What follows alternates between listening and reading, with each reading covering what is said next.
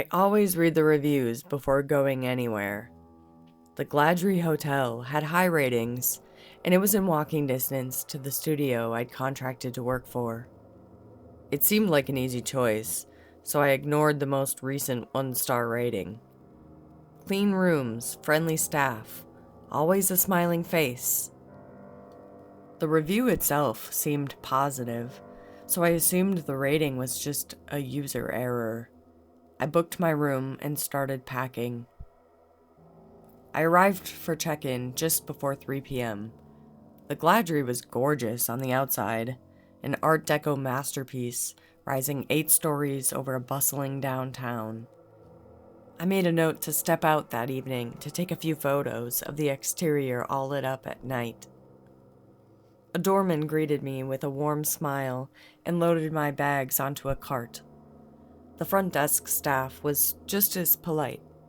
Cheery faces all around. They explained all the fine amenities, the hotel restaurant, and the local treasures I shouldn't miss. Then they handed me the key to my room. I'd be staying on the top floor. Before I hopped on the elevator, the concierge stopped me. "Remember, the pool and fitness center close at 8 p.m., she said. "Room service ends at 11:30 p.m. "No problem," I said. "I might have some long days ahead of me. Are there any late-night restaurants open around here?" She hesitated to answer, but never lost her chipper tone. "Yes, there are a few," she said. "We only ask that you remember our quiet hours at night. This is an old building. The sound carries. It would be best if you could be in your room by midnight." "I'll keep that in mind," I smiled. Then she rang the elevator for me and returned to the lobby. A bellhop accompanied me to my room. He appeared to be much older than the rest of the staff, and his deep-lined face didn't wear in the same pleasant expression I'd seen all around the lobby. I figured he must have been working the same job for a very long time. He didn't speak as the brass-lined elevator slowly climbed to the top. I thought I understood. Customer service jobs are uniquely exhausting. It takes a lot of endurance and self-denial to crank up that smile for every stranger that comes your way. I didn't blame him for letting the mask slip a bit during the ride-up. The brass doors parted with a charming little ding. Then we padded down the plush carpeted hall to my door. The bellhop followed me in with the cart and helped me unload my luggage. I hung my jacket up in the closet, then turned to the door and froze. The bellhop stood in the doorway, staring at me with a wide, straining grin. It wasn't an unnatural smile, but it was entirely uncanny. He hadn't shown a shade of emotion since I met him downstairs. Not a hint of the professional pleasantry that you'd expect in the hospitality industry. And now he was grinning with an intensity that didn't suit the job at all. A petrifying chill came over me. I nearly shouted in surprise, and even as I tried to regain my composure, my heart pounded so frantically, I wondered if he could hear it. For the life of me, I couldn't understand what brought on this mad glare. I racked my brain for anything I could have said to offend him. Then I carefully reached a hand into my back pocket. "Sorry," I said. "I almost forgot your tip." I plucked a few bills from my wallet and handed them over with a nervous smile.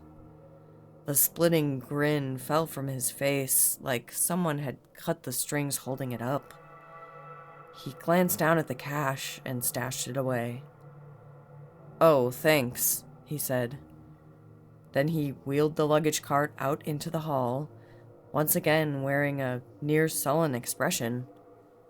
"Just ring if you need anything." I closed the door behind him and made sure that it was locked. The flight in was exhausting, and I desperately wanted to clear my head. I tried to take a nap, but I couldn't fall asleep. Once the sun had set, I grabbed my camera and went back down to shoot the hotel exterior. Arrivals had slowed down for the night, and the lobby was nearly empty. Outside, the doorman that greeted me had already clocked out. I crossed the driveway to get the whole building in frame. It looked great with the facade lighting. Tall pillars of warm light shone from the ground up. Giant fixtures and architectural flourishes cast dramatic shadows, like someone shining a flashlight under their face to tell scary stories. I zoomed in to capture the detail on a statue at the top of the tower. It was stunning, a golden Hestia holding a flowering branch. I adjusted for a wider shot of her and felt a creeping dead crawl up my spine when the shutter snapped. It wasn't the statue. Her gleaming face was completely without expression. There was nothing menacing about it, but a hardwired alarm was sounding in my mind. Something was watching me. I checked the photo. Just below the statue, in a top-floor window, was a face peeking from the curtains. She wore a big, rictus grin. I looked back up to the window, but the face was gone. I put the lens cap back on and started across the driveway back to the hotel. I must have looked like a fool trying to hurry on trembling legs. I sat in the lobby to calm down. I didn't head for the elevators just yet. The face was in the window of my room. I had no appetite, but I decided to pass some time at the hotel restaurant. I had read some enthusiastic reviews about the place, so I checked my phone to see if there were any good menu recommendations. The hotel had a fresh review from the previous night. This place gives me the creeps. Where is everybody? I looked around the packed restaurant. Maybe they reviewed the wrong place. My server was polite, and I'm sure she would have been more attentive if she weren't so busy. She had a problem guest not far from me, a four-top table with one very loud, very impatient man giving her a hard time. The wine was too warm, the steak was too small, whatever. His companions looked to be workmates, all turning shades of red as other guests looked their way. Nobody shut him up, though, so he must have been the boss. When she finally made it back to me with my check, I tried to show some solidarity. "Sorry you've got that guy in your section," I said. "I get picky clients, too." "It's fine," she said with a shrug. "Guys like that come through sometimes." "I hope he's not staying long," I said. "We probably won't see him again," she said. "Only the nice ones come back." I made sure to tip well, then went up to my room. I switched all the lights on before I closed the door. It didn't look like anyone had been in there today. I suppose that the face in the window must have been housekeeping, but I didn't want to check my camera to see that photo again. I'd be on my feet for hours in the studio the next day, so I tried to sleep. I kept dreaming about the man in the doorway.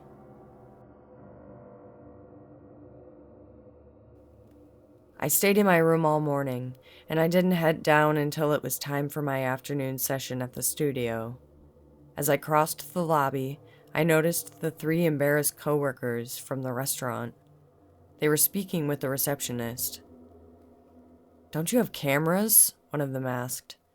"Surely you have surveillance footage of the parking lot." "We'll certainly check, sir," the receptionist answered. "When was the last time you saw him?" "He stepped outside to smoke after dinner," the man said. "He hasn't answered his phone since. He wasn't in his room this morning." I hate to admit it, but I didn't really worry that much about the missing man. I was sure he'd show up eventually, and his buddies should enjoy the peace and quiet until then. There was enough on my plate anyway. My client had a bad habit of changing his mind mid-shoot, and I had to break down and rearrange the set, lighting, and camera setup over and over while he reviewed footage for the slightest nit to pick. The shoot went late, and I hung around downtown with a few crew members to blow off some steam. We did more drinking than eating, and my appetite finally kicked in on the walk back. I checked my watch just to see that I would miss room service hours. I'd have to raid the minibar. I made it back to the hotel with a gnawing in my stomach. The doors closed behind me, and the noise of the nightlife was hushed by the absolute stillness of the lobby. The doormen and the front desk team were nowhere to be seen, while I'm sure all the other guests were safe and snug in their rooms. It was quiet hours after all. I had the place to myself, so I took the opportunity to take some quick photos of the lobby in this deserted state. The empty chairs, the dusty piano, the glossy marble cocktail bar, all suspended in time. Maybe it was my buzz catching up to me, but I started to get the creeps. With each snap of the camera, I recalled the face of the window in my room. The fun was over. I put my camera away and headed towards the elevators. I thought about the last review I saw at the restaurant that night. This place gives me the creeps. Where is everybody? You said it. I should have saved some money and booked a different hotel. I checked my phone to see if anyone else had spoken up since then. There was a new review posted while I was out. Smile back and you'll be okay. Thankfully, there were no smiling faces around me, and I wasn't really in a smiling mood. My stomach was starting to growl, so I called down an elevator. The doors opened, and a server from the restaurant was leaning absently on an empty room service cart. We made eye contact, and he flashed me an obligatory smile. I didn't return it. I just stepped aside to let him off, but he stayed on the elevator. Fine. I stepped aboard, and we started climbing to floor 8. The elevator couldn't move fast enough. My stomach was in knots, and I just wanted to dig into those pricey little snacks in my room, not caring what my bill would be at checkout. No more room service tonight? I asked the server without looking at him. No more, he answered. His voice had an off-putting lilt to it.